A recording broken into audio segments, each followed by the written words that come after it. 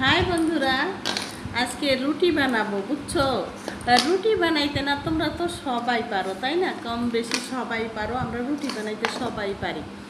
কিন্তু রুটি বানাইতে বানাইতে কি করব, তোমাদের সাথে একটু গল্প করে দিচ্ছি। তাই আর কি, রুটির এই যে আটাটা আমি করে নিয়ে আসছি, এটাকে কি বলে সিদ্ধ করে নিয়ে আসছি। হ্যাঁ, এটা সিদ্ধ করেছি আমি। সিদ্ধ তো করতে হয় কি দিয়ে তোমরা জানো, জল লবণ এটা। আর কেউ কেউ রুটিটা নরম রাখার জন্য না একটু সাদা তেল ইউজ করো তাই না। আমি জাস্ট ওখানে একটু চালাকি করছি আর কি, ওখানে সাদা তেলটা না দিয়ে আমি 3 চামচ ঘি দিয়ে দিছি, কারণ রুটিটা আমার বাচ্চারা খাবে তো এই জন্য। আর যদি অনেক সময় আছে ছোটোটা খালি রুটি পছন্দ করে, তাই রুটিটার মধ্যে 2 চামচ চিনিও দিয়েছি, যাতে অল্প একটু মিষ্টিও হয় এই জন্য। আর ঘিটা দিয়েছি, ফ্লেভারটাও যেহেতু ভালো আসতেছে। আর বিশেষ করে ঘি তো সব বাচ্চারা খায় না তাই না, ওদের পেটে যাওয়ার জন্য কোনো একটা উপায় দিলাম। বাবা নষ্ট করো না, এই যে কী করছে দেখো আমার ছোটো বাবুটা, এই যে দেখো দেখো দেখো দেখো কী করেছে, দেখো আটা ময়দা মাখাই কী করছে।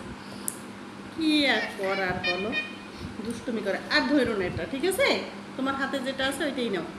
যাই হোক, এখন এটাকে মথে নিতে হবে এমনভাবে, একদম হাতের সাহায্যে খুব সুন্দর করে।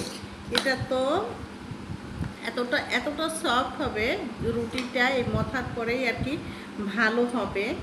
এটা এত সুন্দর করে মথে নিতে হবে যে প্রত্যেকটা রুটি ফুলে উঠবে, তাই না? আমি একটু দিয়ে দিই। না বাবা, একটু দিয়ে দেব মা, একটু আমি একটু দিয়ে দেব। সবাই সব কিছু বানিয়ে বানিয়ে দেখায় বুঝছো। আমি না হয় তোমাদের সাথে খুব সিম্পল একটা ব্যাপার নিয়ে আসলাম, রুটি বানানো নিয়ে। কারণ আমরা তো সবাই রুটি বানাইতে পারি তাই না, রুটিটা তো কেউ দেখায় না। ধরে নাও যে আমি আজকে রুটি বানানো থেকেই শুরু করলাম তোমাদের সাথে গল্প করা, রুটি বানাতে বানাতে তোমাদের সাথে কিছু গল্প করে নিচ্ছি, এই আর কি। কাজও করতে হবে, আবার ভিডিও তৈরি করতে হবে। কি করব, দুটোই চালাতে গেলে এটাই করতে হবে, এভাবেই বেছে নিতে হবে তাই না। হ্যাঁ, তাই আমি এই প্ল্যাটফর্মে একেবারেই নতুন, তোমরা যারা আছো অবশ্যই ফলো দিয়ে পাশে থাকবে। আমরা একে অপরকে একটু ভালোবাসা দিব, আর এভাবেই সবাই সবার পাশে থেকে এগিয়ে যাব, তাই না।